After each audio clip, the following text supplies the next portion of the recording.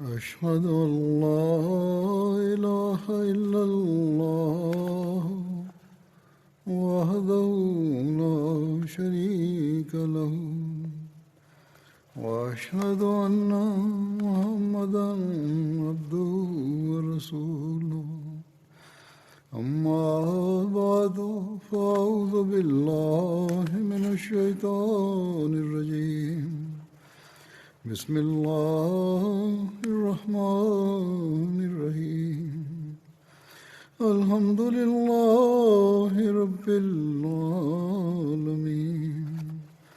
الرحمن الرحيم مالك يوم الدين إياك نعبد وإياك نستعين اهدنا الصراط المستقيم صراط الذين أنعمت عليهم غير المغضوب عليهم ولا الضالين. ذكر عثمان رضي الله عنه مستمر. قام عثمان رضي الله عنه بالحجة الأخيرة قبل وفاته بسنة أو قبل اشتداد الفتنة. أخذ المفسدون يطلون برؤوسهم بعد حجته الأخيرة، وشعر بذلك معاوية بشدة. يقول عن ذلك المصلح الموعود رضي الله عنه: عند الرجوع من الحج رافق معاوية عثمان رضي الله عنه إلى المدينة ومكث بها فترة، وقبل عودته إلى الشام التقى بعثمان على انفراد وقال: أرى الفتنة تتفاقم، فهل لي أن أقترح لها حلا؟ قال عثمان: هات ما عندك.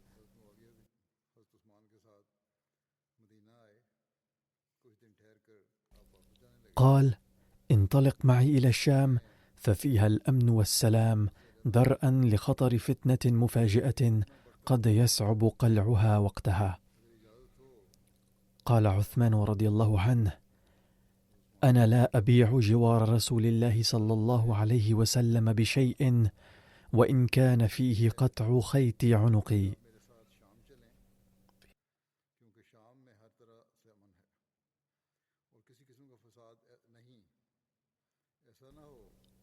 قال معاوية: فالاقتراح الثاني أن تسمح لي لأبعث إليك جندا منهم لحمايتك، فلن يتجاسر أحد على الشر بحضورهم.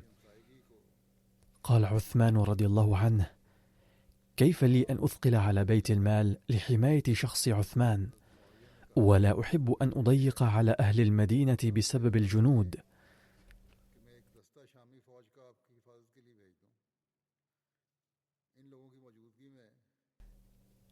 قال معاوية: فالاقتراح الثالث هو أنه لا يدرك الناس خطورة الموقف في حالة وجود الصحابة هنا، ويرون أنه لو قتل عثمان لاخترنا شخصا آخر مكانه، لذا فانشرهم في الأمصار. قال رضي الله عنه: كيف أنشر من جمعهم النبي صلى الله عليه وسلم؟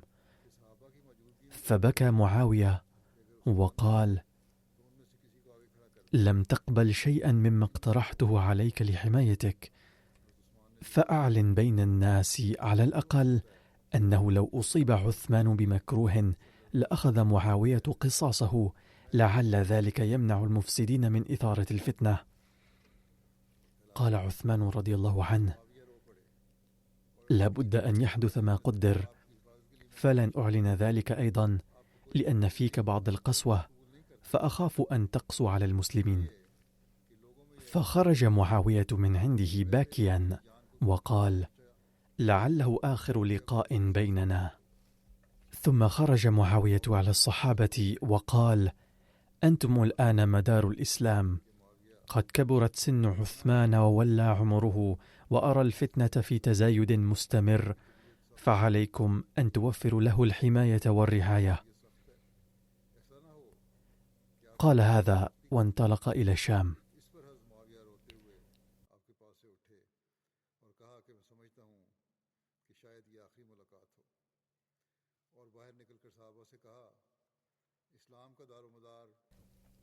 أما عن العزيمة القوية والهمة العالية لعثمان، فقال مجاهد عنها: أشرف عثمان على الذين حاصروه فقال: يا قوم لا تقتلوني فإني وال وأخ مسلم، فوالله إن أردت إلا الإصلاح ما استطعت أصبت أو أخطأت، وإنكم إن تقتلوني لا تصلوا جميعا أبدا، ولا تغزوا جميعا أبدا، ولا يقسم فيئكم بينكم. قال: فلما أبوا قال عثمان: أنشدكم الله، هل دعوتم عند وفاة أمير المؤمنين بما دعوتم به، وأمركم جميعا لم يتفرق، وأنتم أهل دينه وحقه، فتقولون إن الله لم يجب دعوتكم؟ أم تقولون هان الدين على الله؟ أم تقولون إني أخذت هذا الأمر، أي الخلافة، بالسيف والغلبة، ولم آخذه عن مشورة من المسلمين؟ أم تقولون إن الله لم يعلم من أول أمري شيئا لم يعلم من آخره؟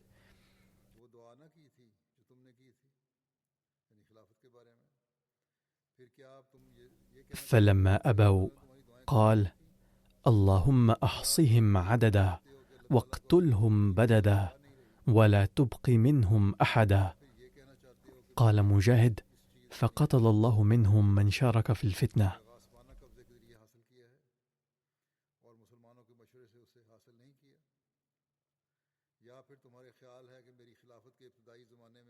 وقال أبو ليلى الكندي: شهدت عثمان وهو محصور، فاطلع من كو وهو يقول: يا أيها الناس لا تقتلوني واستتيبوني إن رأيتم في ذنبا، فوالله لئن قتلتموني لا تصلون جميعا أبدا، ولا تجاهدون عدوا جميعا أبدا، ولتختلفن حتى تصيروا هكذا، وشبك بين أصابعه.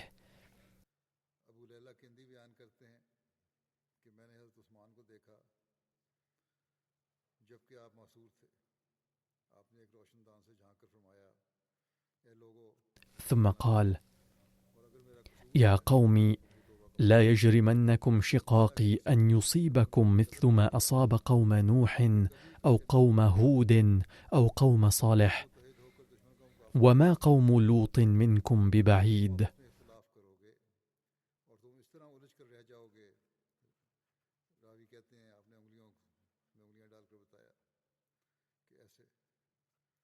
وأرسل عثمان إلى عبد الله بن السلام فقال: ما ترى؟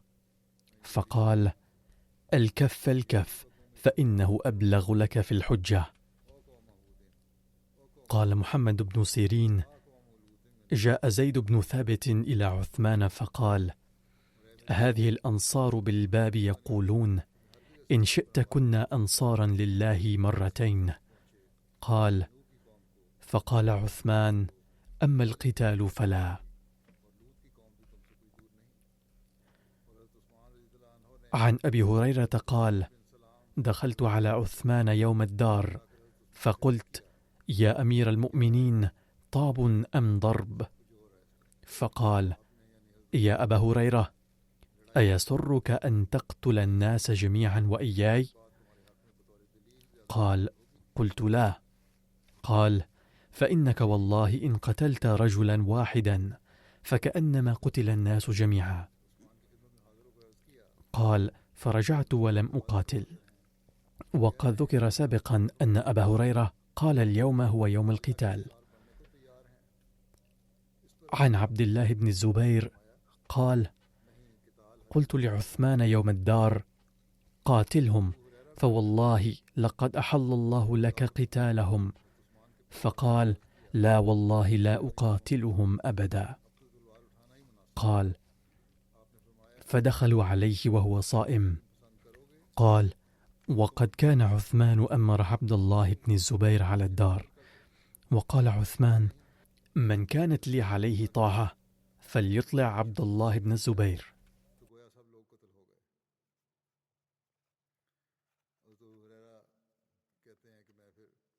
عن عبد الله بن الزبير قال: قلت لعثمان: يا أمير المؤمنين، إن معك في الدار عصابة مستنصرة بنصر الله بأقل منهم لعثمان، فأذن لي فلأقاتل.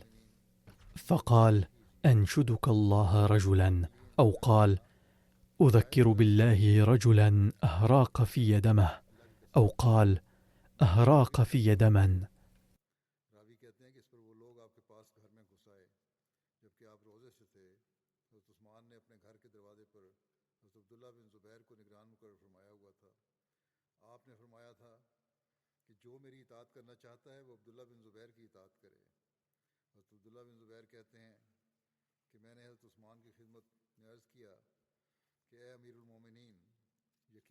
ذكر المصلح الموعود رضي الله عنه عن الفتنة قبل استشهاد عثمان وواقعة استشهاده، فقال ما يلي: ولما كان المتمردون قد نالوا الغلبة في الظاهر، أرسلوا شخصا إلى عثمان كمحاولة أخيرة، مطالبين إياه أن يعتزل عن الخلافة، ظنا منهم أنه لو فعل ذلك بنفسه لما كان عند المسلمين حق أو مجال لمعاقبته، أي لن تكون هناك فرصة لدى المفسدين لمعاقبته.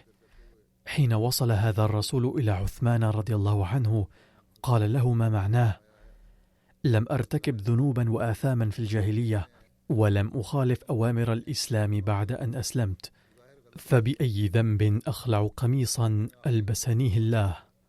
وقال: لست خالعا قميصا كسانيه الله. رجع الرسول بعد سماعه هذا الجواب من عثمان رضي الله عنه وقال لأصحابه: علقنا والله في مصيبة، والله ما ينجينا من الناس إلا قتله، لأنه في حال قتله ستنقلب الحكومة رأسا على عقب، وستعم الفوضى، ولن يكون أحد قادرا على معاقبتنا، وما يحل لنا قتله، أي ليس من حل سواه، ولكن لا يجوز قتله. إن كلامه هذا لا يدل على فزع المتمردين فقط، بل يدل أيضا على أن عثمان إلى ذلك الحين لم يقم بأي تصرف يعطيهم عذرا لقتله، فكانوا يشعرون بأن قتله لا يجوز بأي شكل.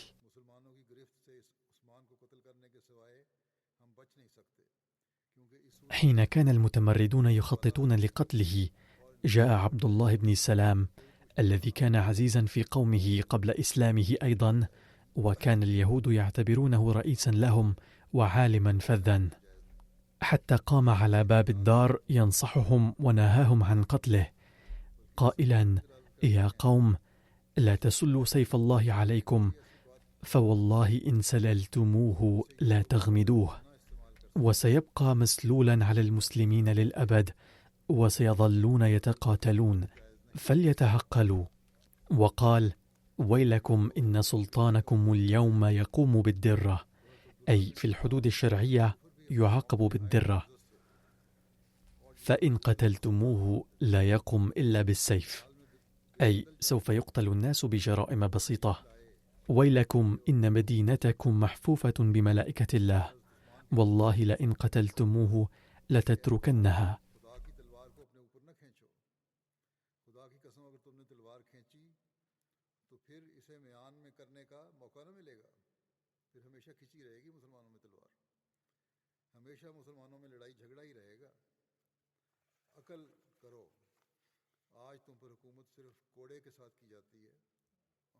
لم يستفد المتمردون من هذه النصيحة أيضا، وطعنوا في الدين السابق لصحابي الرسول عبد الله بن سلام رضي الله عنه، وقالوا: يا ابن اليهودية، وما أنت وهذا؟ الأسف كل الأسف أنهم تذكروا أن عبد الله بن سلام كان يهوديا قبل إسلامه، ولكنهم لم يتذكروا أنه كان قد أسلم على يد النبي صلى الله عليه وسلم، وفرح النبي كثيرا بإسلامه، وأنه كان يشارك النبي صلى الله عليه وسلم في الأفراح والأتراح دائما. وكذلك تناسوا أيضا أن قائدهم الذي أضلهم، أي عبد الله بن سبأ الذي يعتبر عليا وصيا ويبرزه مقابل عثمان رضي الله عنهما، أيضا كان ابن يهودية، بل كان يهوديا بنفسه، وإنما كان يتظاهر بالإسلام فقط.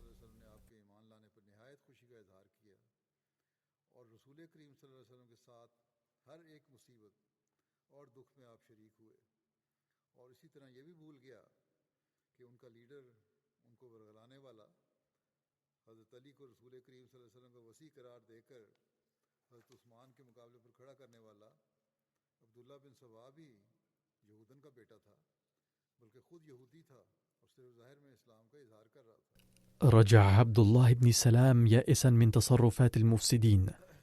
أما المتمردون فقرروا أن يتسوروا الجدار من بيت الجيران ويدخلوا على عثمان ويقتلوه، إذ كان ذلك متعذرا عليهم مرورا بالباب، لأن المدافعين على الباب وإن كان عددهم قليلا كانوا جاهزين للتضحية بأرواحهم في سبيل الدفاع عن عثمان رضي الله عنه.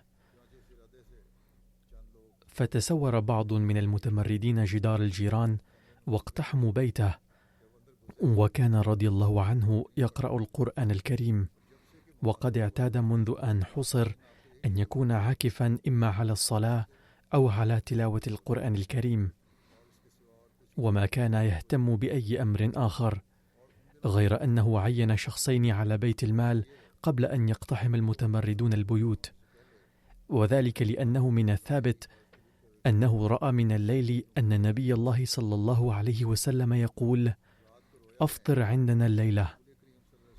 ومن هذه الرؤيا تيقن عثمان أنه سيستشهد في ذلك اليوم، فنظرا إلى مسؤوليته تجاه أموال المسلمين أمر شخصين أن يحرس بيت المال حتى لا يقدم أحد على نهبها في حالة الفوضى والفساد.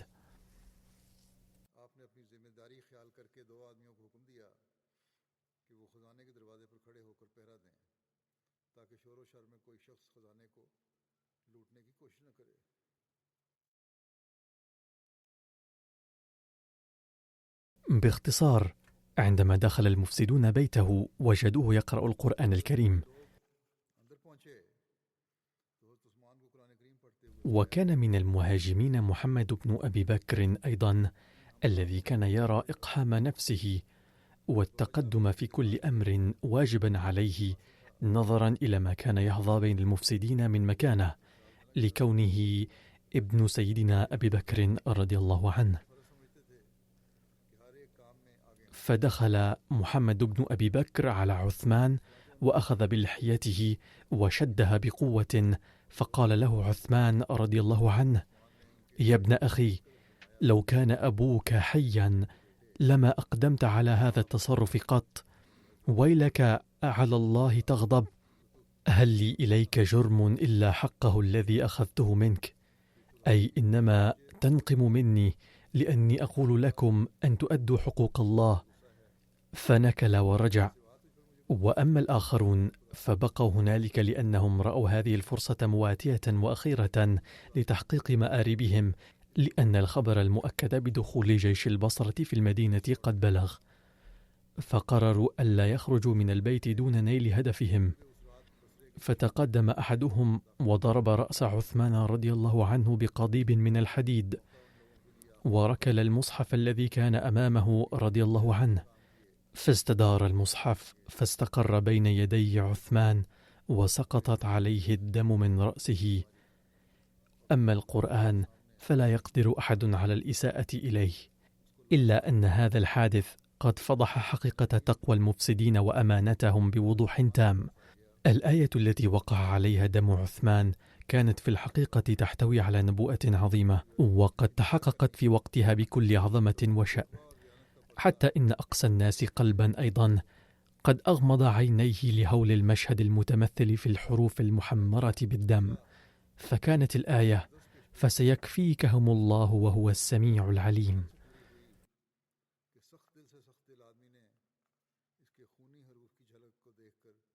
खौफ से अपने आंखें बंद कर लीं। वो आयत ये थी, फसयकफीकहुमुल्लाह वहुव अस्समीउल अलीम। अल्लाह ताला ज़रूर उनसे तेरा बदला लेगा।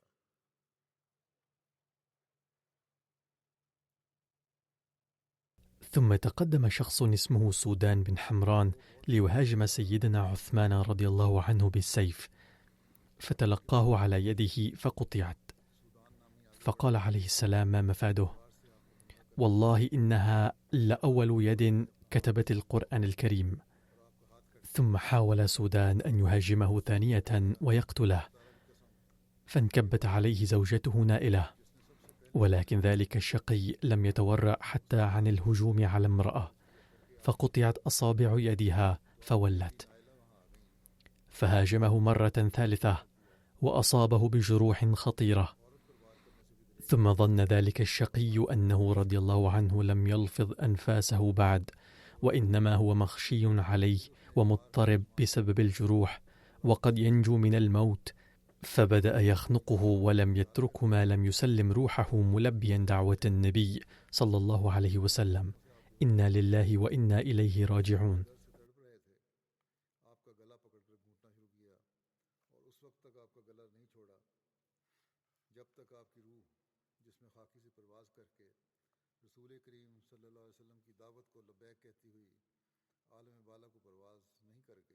أول الأمر لم تقدر زوجته أن تنبس بكلمة لهول المشهد، ثم تشجعت ونادت الناس، فأسرع الجالسون على الباب إلى الداخل، ولكن مساعدتهم الآن كانت بلا جدوى، إذ كان قد حدث ما كان سيحدث. فلما رأى عبد من عبيد عثمان رضي الله عنه كان قد أعتقه من قبل سيفا ودما في يد سودان، لم يتمالك نفسه فقتله أحد المفسدين. الآن كان عرش الحكومة الإسلامية قد خلا من وجود الخليفة، فرأى أهل المدينة أنه لا جدوى الآن من فعل أي شيء، فالتزموا بيوتهم. أما المفسدون فقد بدأوا يعتدون على بيته وأهله بعد أن قتلوه، فتنحت زوجة عثمان رضي الله عنه من المكان، وحين ولت قال أحد هؤلاء الأشقياء بحقها كلمة قذرة جدا: لا شك أن الذي يملك أدنى حد من الحياء أيا كان دينه أو مذهبه لا يستطيع أن يتصور أن يكون هؤلاء الأشقياء قد أعربوا عن أفكار سيئة وقذرة إلى هذه الدرجة بعيد قتلهم من كان من أقدم صحابة النبي صلى الله عليه وسلم، وكان زوج بنته صلى الله عليه وسلم، وحاكم السلطنة الإسلامية كلها، وخليفة المسلمين. ولكن الحق أن وقاحتهم كانت قد تجاوزت الحدود كلها، بحيث لم يكن مستبعدا عليهم أي نوع من الوقاحة والرذيلة، لأنهم لم يهبوا لتحقيق أي هدف نبيل مطلقا، ولم تتضمن عصابتهم رجالا صالحين، بل كان بعضهم مخدوعين بخداع اليهودي عبد الله بن سبأ، فصاروا من المعجبين بحركاته الغريبة والمعادية للإسلام، وكان بعضهم الآخرون معجبين بالحركات المتطرفة. كان بعضهم من المجرمين الذين عوقبوا فيما سبق على جرائمهم، وكانوا يريدون أن يهدئوا بذلك ضغائنهم وبغضهم، كما كان غيرهم لصوصا ونهابا، ويرون فرص تقدمهم واتية في إثارة الفتنة حسب زعمهم. لذا فلا عجب من وقاحتهم بهذه الطريقة، بل كانت الغرابة لو لم تظهر منهم هذه التصرفات.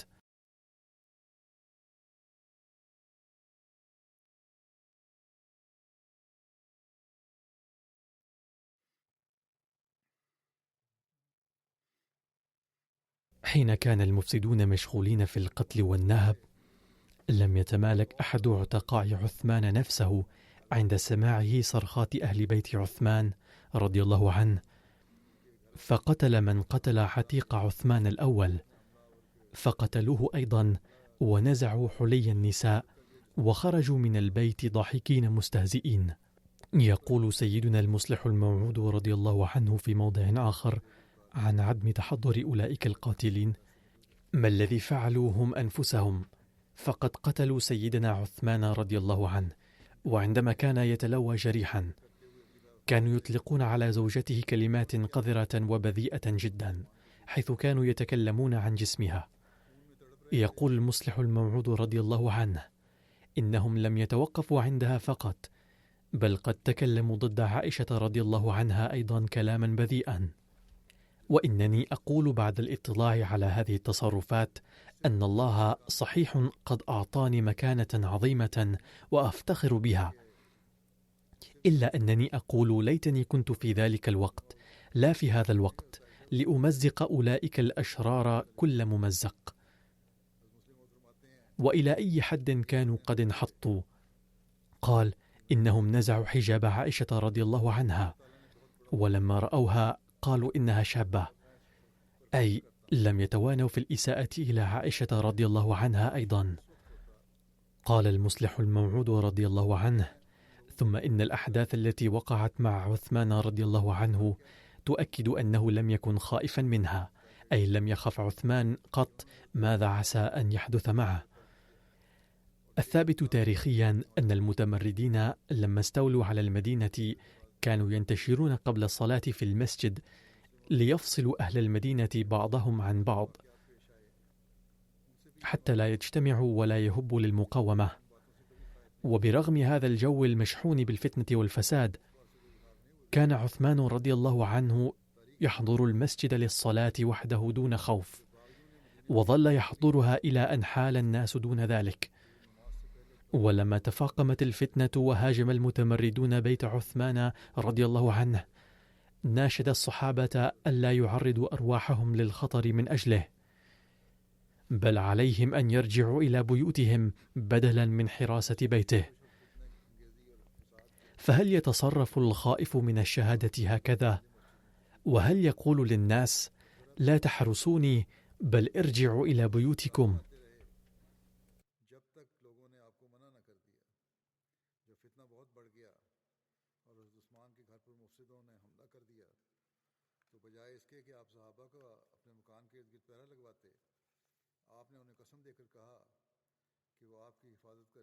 ومن الأدلة الدامغة على أن عثمان رضي الله عنه لم يكن خائفا من هذه الأحداث كما ذكرت في بداية الخطبة، أن معاوية رضي الله عنه جاء من الشام للحج أيام تلك الفتنة، وعندما أراد العودة ذهب إلى المدينة لزيارة عثمان رضي الله عنه، وعرض عليه أن يخرج معه إلى الشام ليكون في مأمن من الفتن. فقال له عثمان رضي الله عنه: لا أختار بجوار رسول الله صلى الله عليه وسلم سواه. فقال معاوية: إذا كنت لا ترضى بذلك فإني أبعث لك من الشام جنودا يحمونك من الثوار. فقال: لا أريد أن أقتر على المسلمين أرزاقهم بالاحتفاظ بجند لحمايتي.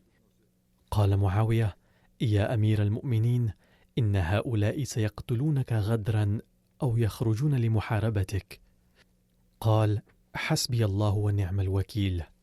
فقال أخيرا: إذا كنت لا ترضى بأي شيء فإني أخبرك أن هؤلاء الأشرار مغترون أن بعض كبار الصحابة سيديرون الأمور بعدك على ما يرام، وإن هؤلاء الأشرار يخدعون الناس بذكر أسماء هؤلاء الصحابة الكبار، فأرجوك أن تقصي هؤلاء الصحابة من المدينة وتنشرهم في مختلف الأمصار، فهذا سيثبط من همم المتمردين، إذ سيقولون في أنفسهم: ما الفائدة من التعرض لعثمان ما دام لا يوجد في المدينة من يستطيع إدارة الأمور بعده. ولكن عثمان رضي الله عنه رفض اقتراحه وقال: كيف يمكن أن أنفي من المدينة قوما جمعهم الرسول صلى الله عليه وسلم هنا؟ فبكى معاوية وقال: إذا كنت لا تريد أن تفعل أي شيء فأعلن بين الناس أن معاوية سيأخذ بثأرك لو قتلت. فقال عثمان رضي الله عنه: لن أقوم بهذا الإعلان لأن في طبعك حدة وأخاف أن تقسو على المسلمين. يزعم البعض أن عثمان رضي الله عنه كان ضعيف القلب، ولكن كم من الناس يمكن أن يبدوا الشجاعة كالتي تحلى بها عثمان رضي الله عنه، وكيف يمكن أن يقال والحال هذه أنه كان يخاف؟ لو كان خائفا لقال لمعاوية رضي الله عنها: نعم، ابعث إلي بكتيبة من جيشك لحراستي وأنا سأنفق عليهم. لو كان خائفا لأعلن بين الناس أن معاوية سيأخذ بثأر ممن يتعرض لي بسوء، ولكنه لم يجب معاوية إلا بقوله: إن فيك حدة وأخاف أن تقسو على المسلمين إذا أعطيتك هذا الخيار. ثم لما تسور الأعداء بيت عثمان رضي الله عنه لاغتياله لم يخافهم أبدا، بل ظل يقرأ القرآن بسكينة. فتقدم ابن لأبي بكر سامحه الله وأخذ بلحية عثمان رضي الله عنه وهزها بشدة، فرفع عثمان رضي الله عنه بصره وقال: يا ابن أخي، لو كان أبوك هنا لما فعلت ما فعلت. فارتعدت فرائصه ورجع نادما. فتقدم شخص آخر وضرب رأس عثمان رضي الله عنه بقضيب من حديد، ثم ركل برجله المصحف الموجود أمامه ورماه. ثم جاء شخص ثالث وضرب عثمان بسيفه وقطع يده فاستشهد. من ذا الذي يمكنه بعد رؤية هذه الأحداث أن يقول أن عثمان رضي الله عنه كان خائفا مما وقع به؟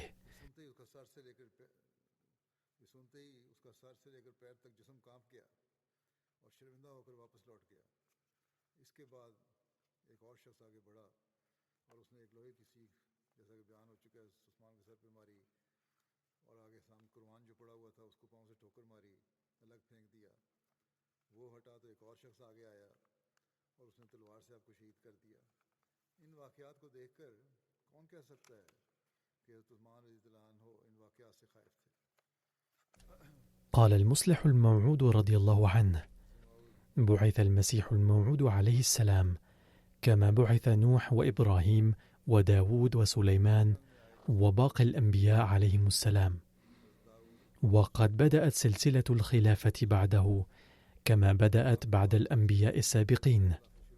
فلو تأملنا عقلا ونسعى لمعرفة حقيقتها لعلمنا أنها سلسلة عظيمة، يعني سلسلة الخلافة. بل أقول لا بأس لو فدينا 10,000 أجيال من أجل قيامها.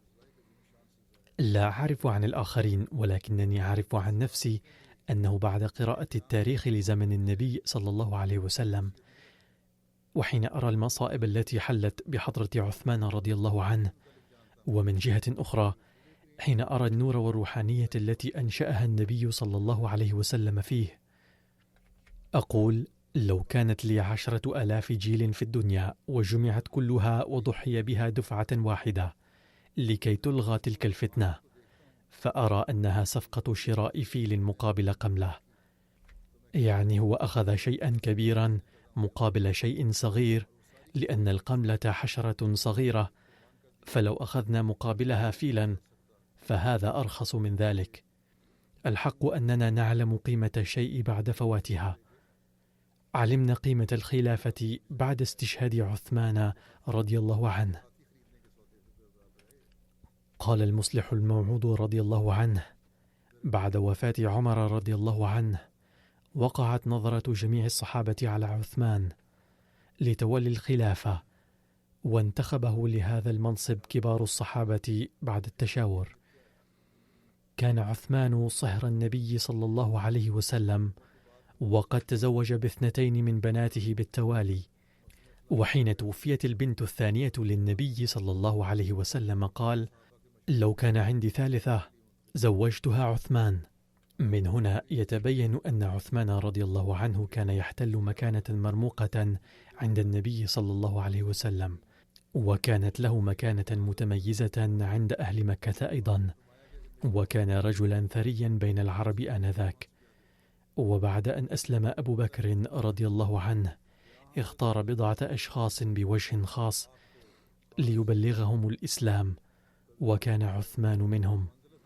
وما خاب ظن أبي بكر فيه، بل أسلم عثمان نتيجة تبليغه ل10 أيام، وهكذا دخل في قائمة السابقون الأولون الذين يذكرهم القرآن الكريم بالإشادة والتقدير البالغين.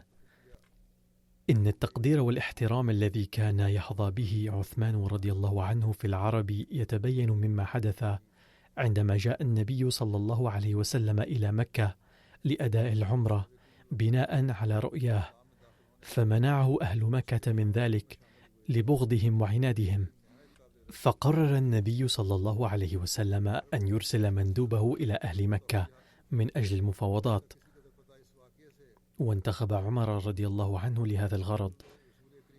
فقال عمر: أنا جاهز لذلك يا رسول الله، ولكن إذا كان أحد قادرا على التفاوض معهم في مكة فهو عثمان، لأنه يحظى بمكانة سامية في نظرهم، وإذا أرسل شخص آخر فلا يتوقع منه النجاح بقدر ما يتوقع من عثمان رضي الله عنه. فقبل النبي صلى الله عليه وسلم رأيه معتبرا إياه صائبا، وأرسل عثمان رضي الله عنه لهذا الغرض. يتبين من هذا الحادث أن كفار مكة أيضا كانوا ينظرون إلى عثمان نظرة تقدير واحترام بالغين. كان النبي صلى الله عليه وسلم يحترم عثمان كثيرا. في إحدى المرات كان مضطجعا في بيته، فاستأذن أبو بكر فظل مضطجعا على حاله، ثم استأذن عمر فظل مضطجعا على حاله، ثم استأذن عثمان، فجلس رسول الله صلى الله عليه وسلم وسوى ثيابه، ثم قال: إن عثمان رجل حيي، وإني خشيت إن أذنت له على تلك الحال. كان عثمان من القلة القليلة الذين لم يشربوا الخمر ولم يقربوا الزنا حتى قبل إسلامهم، وهذه ميزات لم توجد في جزيرة العرب قبل الإسلام، حيث كان شرب الخمر يعتبر مفخرة والزنا أمرا عاديا، إلا في القلة النادرة من الناس. وباختصار فإن عثمان لم يكن شخصا عاديا، بل كان يتحلى بمكارم الأخلاق، وكان فريدا من ناحية المكانة الدنيوية أيضا، وكان سباقا في الإسلام. وكان النبي صلى الله عليه وسلم معجبا به إلى درجة كبيرة، وقد عده عمر من 6 أشخاص حظوا بإعجاب النبي صلى الله عليه وسلم إلى يوم وفاته صلى الله عليه وسلم. وكان من 10 المبشرين الذين بشرهم النبي صلى الله عليه وسلم بالجنة. قيل عن مقتل عثمان رضي الله عنه أنه قتل بالمدينة يوم الجمعة ل18 أو 17 خلت من ذي الحجة سنة 35 من الهجرة. وقال أبو عثمان الهندي: قتل في وسط أيام التشريق، أي في 12 من ذي الحجة. وقال ابن إسحاق: قتل عثمان على رأس 11 سنة و11 شهرا و22 يوما من مقتل عمر بن الخطاب، وعلى رأس 25 من وفاة رسول الله صلى الله عليه وسلم. وفي رواية أخرى عن عبد الله بن عمرو بن عثمان قال: قتل يوم الجمعة ل18 ليلة خلت من ذي الحجة سنة 36، وكان يومئذ صائما. وقتل وهو ابن 82. وقال أبو معشر: قتل وهو ابن 75 سنة.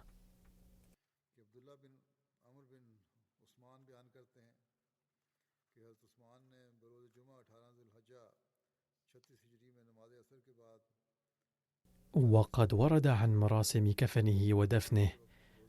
قال نيار بن مكرم: حملناه ليلة السبت بين المغرب والعشاء، فكنت أنا وجبير بن مطعم وحكيم بن حزام وأبو جهم بن حذيف العدوي، وتقدم جبير بن مطعم فصلى عليه، فصدقه معاوية، وكانوا هم الذين نزلوا في حفرته.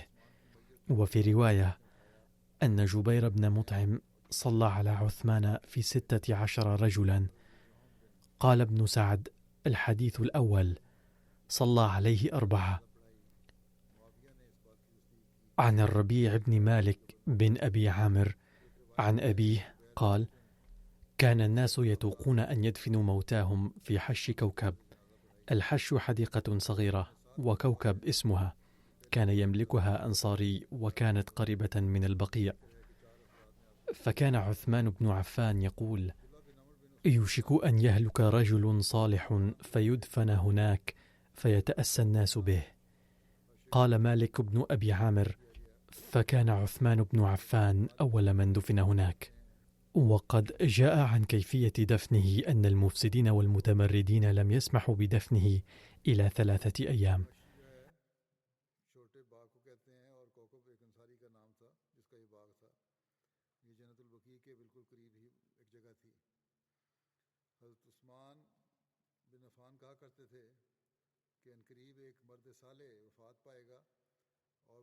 عن أبي بشير العابدي قال: نبذ عثمان رضي الله عنه 3 أيام لا يدفن، ثم إن حكيم بن حزام وجبير بن مطعم كلما عليا في دفنه وطلب إليه أن يستأذن أهله في ذلك، ففعل وأذنوا لعلي.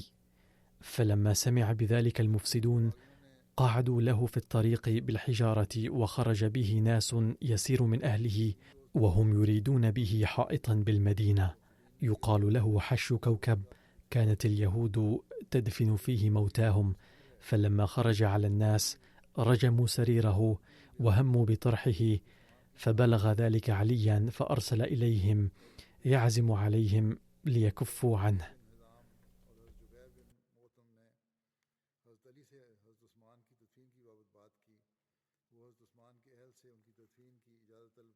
ففعلوا، فانطلق حتى دفن في حش كوكب.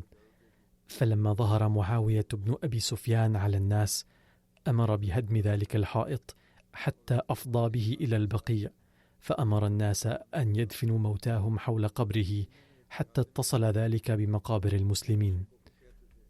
وجاء في بعض كتب التاريخ أن عثمان رضي الله عنه اشترى الحائط المذكور وضمه إلى البقيع. سيستمر هذا الذكر في الخطبة القادمة أيضا، ولم يبق منه إلا قليل، وأتناوله مستقبلا بإذن الله.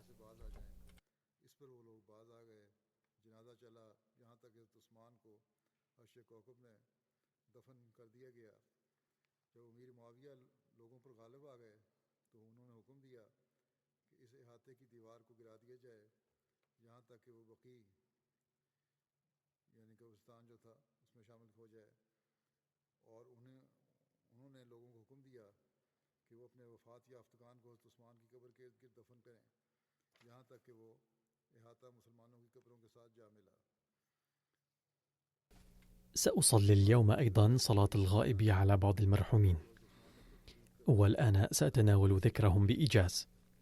الجنازة الأولى هي للمرحوم المولوي محمد إدريس تيرو، داعية الجماعة في ساحل العاج، الذي توفي في الليلة الكائنة بين 27 و28 فبراير بعد مرض وجيز. إنا لله وإنا إليه راجعون. كان مواطنا بساحل العاج، وبعد الدراسة الابتدائية سافر إلى بوركينا فاسو وأتقن العربية إلى جانب التعليم الدنيوي. انضم إلى الجماعة الإسلامية الأحمدية في الستينيات من القرن الماضي، وفي عام 1983 سافر إلى باكستان بطيب خاطره، ودرس في الجامعة الأحمدية، ثم عاد إلى ساحل العاج ووفق للخدمة كداعية الجماعة. خدم الجماعة في غانا وبوركينا فاسو أيضا، قبل أن يعود في أيلول عام 2007 إلى ساحل العاج، ومنذ ذلك الوقت كان يخدم هناك. كان المرحوم مشتركا في نظام الوصية. إن قصة سفره إلى باكستان كما بينها ممتعة جدا، فقال: اشتريت تذكرة الطائرة بنقود كنت ادخرتها، ووصلت إلى باكستان ولم أخبر أحدا بموعد وصولي، لا في باكستان ولا في ساحل العاج. عندما خرجت من المطار في باكستان كنت قلقا جدا، وفي هذه الأثناء جاءني شخص وسألني: من أين أتيت وأين ذهابك؟ ما كنت أعرف الإنجليزية ولا الأردية، فتحدثت معه بجملة أو جملتين بالعربية، فأخذني إلى مركز الجماعة أحمدية هول. أخبرني هذا الشخص إن زوجتي رأت في المنام ليلا أن هناك ضيفا أجنبيا قد جاء من الخارج، وأنا ذهبت لاستقباله، لذا جئت إلى المطار، ولما رأيت أنك الأجنبي الوحيد النازل من الطائرة ورأيتك قلقا جئت إليك ظنا مني أنك أنت الضيف الذي رأته زوجتي في المنام. فهكذا دبر الله تعالى له أموره. كان المرحوم يسرد هذه القصة كثيرا ويقول: لقد دعوت الله تعالى في الطريق كثيرا، وحصلت نتيجة الدعاء معجزة أن الله تعالى دبر أموري كلها، وأرى قبل مقدمي بليلة زوجة شخص أحمدي حلما بمقدمي، وهكذا استوت الأمور كلها. فوصل إلى مركز الجماعة أحمدية هال ثم إلى ربوة. كان رجلا تقيا وصالحا وكثير الدعاء. يقول السيد عبد القيوم باشا الداعية المسؤول في ساحل العاج: عملنا معا في بوركينا فاسو ل3 أعوام، ثم عملنا معا في ساحل العاج أيضا. كان المرحوم يحب المسيح الموعود عليه السلام كثيرا، وكان مخلصا جدا وكثير العبادة وجوادا يساعد الناس كثيرا. ربى الأطفال في بيته ودبر لتعليمهم إلى جانب تحمله نفقاتهم الأخرى. كان مستعدا دائما لتبليغ دعوة الجماعة. كان إكرام الضيوف من مزاياه البارزة. كان أسلوبه لتبليغ الدعوة جذابا ومقبولا جدا بين الناس، وكان علمه غزيرا. حيثما جلس لتبليغ الدعوة اجتمع الناس حوله. كان المرحوم ملتزما بصلاة التهجد ويرى رؤى صادقة، وكان عفيف النفس. يقول السيد صديق جيالو داعية الجماعة في ساحل العاج أن المرحوم المولوي إدريس تيرو كان يحب الجماعة والخلافة إلى حد الجنون، وكان دائم الاستعداد لتقديم كل تضحية من أجل الجماعة. لم أرى شخصا في ساحل العاج يحب الجماعة أكثر منه. كلما سئل عن جنسيته قال: لست أفريقيا ولا أوروبيا أو غيره، وإن جنسيتي وشهرتي وقومي هي الأحمدية. كان المرحوم من أوائل الأحمديين في ساحل العاج. يقول السيد باسط داعية الجماعة في ساحل العاج: كان ينصح الناس بالاعتصام بالخلافة دائما، ويقول: كل بركة نلتها كانت بسبب اعتصامي بالخلافة. كان عالي الكعب في العلم والمعرفة، كانت الجولة لغته الأم، وكان ضليعا في العربية والفرنسية. كان خبيرا في علم الكلام والمسائل الخلافية، ومناظرا فذا حيث كان يناظر علماء الوهابية. قال أحد الإخوة الأحمديين السيد عبد الله وهو يسرد قصة مناظرة خاضها المرحوم في سان بيدرو: وصل المرحوم إلى مسجد الوهابيين، وكان من شروط المناظرة أن يلتزم الفريقان بتقديم الأدلة من القرآن الكريم فقط. وجرت المناظرة من الساعة 8 صباحا إلى الساعة 6 مساء بدون انقطاع، ما عدا فترة أداء الصلوات. فقدم المرحوم أدلة مفحمة لم يقدر الشيخ المعارض ردها، واعترف بهزيمته، وهكذا كتب النصر للأحمدية في هذه المناظرة. للمرحوم 4 بنات وابن. أدعو الله تعالى أن يوفق أولاده لتقوية صلتهم بنظام الجماعة، ويجعلهم جزءا فعالا منه حسب ما كان يريد أبوهم لهم. إنهم ليسوا على صلة قوية مع نظام الجماعة حاليا، ولكن ندعو الله تعالى أن ينزل عليهم فضله. غفر الله للمرحوم ورحمه ورفع درجاته. والجنازة الثانية هي للسيدة أمينة نايغا كايري، زوجة السيد محمد علي كايري أمير جماعتنا بأوغندا والداعية المسؤول هنالك، حيث توفيت إلى رحمة الله في 20 من فبراير الجاري. إنا لله وإنا إليه راجعون. كانت المرحومة سيدة متواضعة مثقفة وشجاعة. قد قال زوجها السيد كايري: كانت المرحومة السبب الرئيسي في نجاحي كداعية. كانت من أوغندا، وكانت جد مخلصة ووفية. كان سنها عند زواجنا 19 عاما، وكانت لا تعرف قراءة القرآن، ولكنها كانت شديدة الشوق والحماس لذلك، فتعلمت القرآن وكانت تسعى للتدبر في معانيها. وفقها الله لخدمة الجماعة بمناصب مختلفة. انتخبت رئيسة لجنة إماء الله بأوغندا في عام 2005. كانت شديدة الشغف بالتبليغ والدعوة، وقد سجنت مرتين ظلما بتهمة زائفة.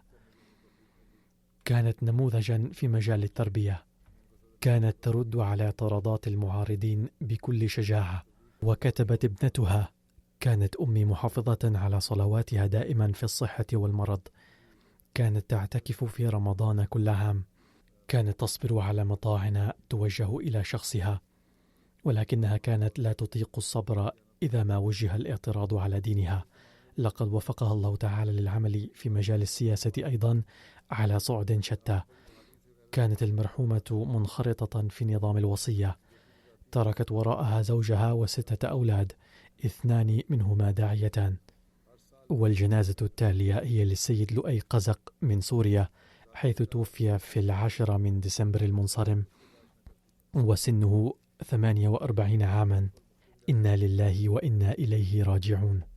قد دخلت الأحمدية في أسرة المرحوم في عام 1928 حين جاء حضرة مولانا جلال الدين شمس من دمشق إلى حيفا. كان السيد رشدي بسطي أول أحمدي من حيفا، وبدعوته بايع والد جد المرحوم السيد علي صالح قزق وأخوه محمد قزق والد طه قزق الرئيس الأسبق لجماعتنا بالأردن مع عائلتهما. ثم بعد ذلك عند قيام دولة إسرائيل هاجرت عائلة المرحوم إلى دمشق. كان المرحوم لؤي قزق مخلصا جدا، مواظبا على الصوم والصلاة ودفع التبرعات، محبا للخلافة، سباقا إلى خدمة الجماعة، معينا للفقراء رغم ضيق يده، مواسيا وإنسانا طيبا وصالحا. ترك المرحوم وراءه زوجتين و3 بنات صغيرات، 2 منهن واقفتان في مشروع وقف نو. كتب السيد وسيم محمد رئيس جماعتنا في سوريا: كلما دعونا المرحوم لخدمة لا سيما لإيصال مريض أو جريح إلى المشفى لبى النداء فورا بدون تردد وخوف رغم الظروف الصعبة عندنا في سوريا. وكان من مهامه الذهاب بأعضاء الهيئة الإدارية للجماعة إلى شتى الجولات، حيث كان يسوق سيارة الجماعة، وكلما دعي للخدمة جاء ببشاشة القلب وأنجز أعماله بحماس قلبي. كان حريصا على دفع التبرعات بانتظام، وكان مقدار تبرعاته قد ازدادت في العام الأخير من حياته، وكان يساعد الأحمديين بالمال أيضا. وأضاف وكتب: ترك المرحوم انطباعا طيبا عند الجميع لبساطته وتواضعه وقلة كلامه وإخلاصه وخدمته لخلق الله وحسن نيته. وقالت زوجته السيدة خديجة علي: بفضل الله تعالى كان زوجي أحمديا مخلصا جدا ومحبا للجماعة، كان يحب مساعدة الناس وإعانتهم، وكان يعينني في أعمال البيت أيضا. أحب بناته جدا واعتنى بتربيتهن الدينية، كان يجلس معهن طويلا يتحدث عن الجماعة. بفضل الله تعالى قد قضى حتى آخر سنة من حياته في خدمة الجماعة، وكان مسرورا بذلك جدا. وقال ابن خالته السيد أكرم سلمان: لقد بايعنا أنا وأخي بواسطة المرحوم، وإننا شاهدون على سمو خلقه حتى قبل بيعتنا أيضا. لم يكن ميسور الحال، ومع ذلك كان يعين أقاربه الفقراء. إن أشد ما أثر فيه من أخلاقه أنه وجد ذات مرة وظيفة جيدة جدا مما مكنه من تسديد ديونه، ثم بدلا من جمع المال دفع عن خالاته الفقيرات مبلغا كبيرا. وكان يقول: ما دمت أتمتع بصحة جيدة وليس علي أي ديون فإني من الأثرياء، أحب أن أنفق ويجب أن أنفق على ذوي الحاجة ما زاد من مالي عن حاجتي. وهذا الأمر كان يذهلني دائما، إذ لم أرى مثيلا له في قناعته وقوته للتضحية بماله. ثم يقول: بعد بيعتنا أنا وأخي بذل المرحوم جهدا كبيرا من أجل تعليمنا وتربيتنا وتقوية أواصرنا بالخلافة. كان يسرد لنا واقعات مثيرة تدل على التمتع ببركات الخلافة، مما غرس في قلوبنا حب الخلافة. وكتب أخو المرحوم السيد معتز قزق، وهو أستاذ في الجامعة الأحمدية في كندا: كان أخي جد مخلص وجد محب للخلافة. كان أجدادنا أحمديين، ولكننا لم نكن نعرف كثيرا عن الأحمدية. وعند وفاة جدنا خضر قزق ذهب أخي من حلب لحضور جنازته في دمشق، والتقى بالإخوة الأحمديين هنالك وتبادل معهم الحديث عن الأحمدية. وبعد العودة من هنالك ألفيت أخي يبكي في السجود كثيرا، فأخذتني الحيرة من هذا التغير الطيب المفاجئ فيه.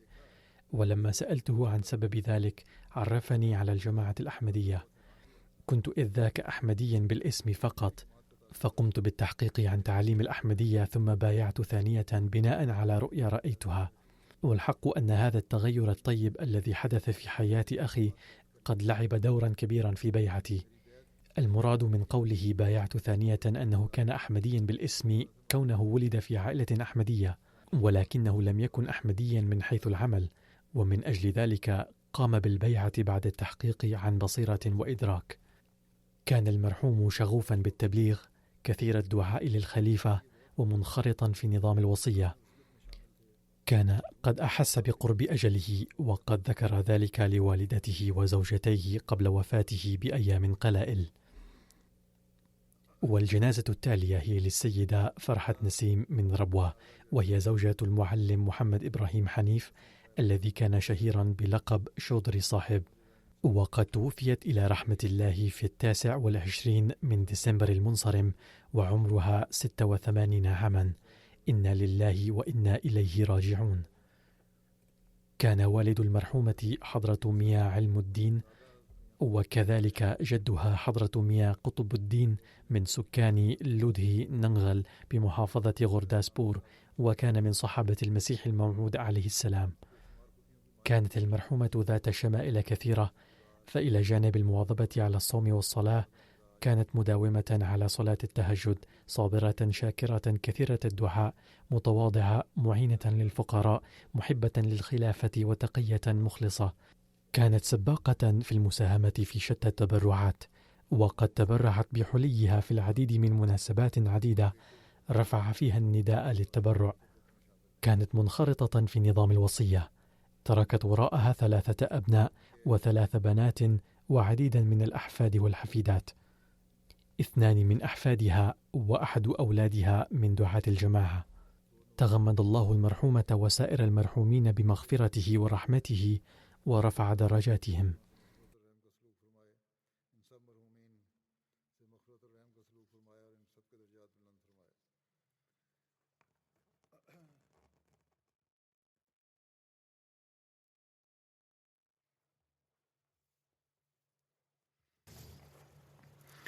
الحمد لله الحمد لله نحمده ونستعينه ونستغفره ونؤمن به ونتوكل عليه ونعوذ بالله من شرور أنفسنا ومن سيئات أعمالنا.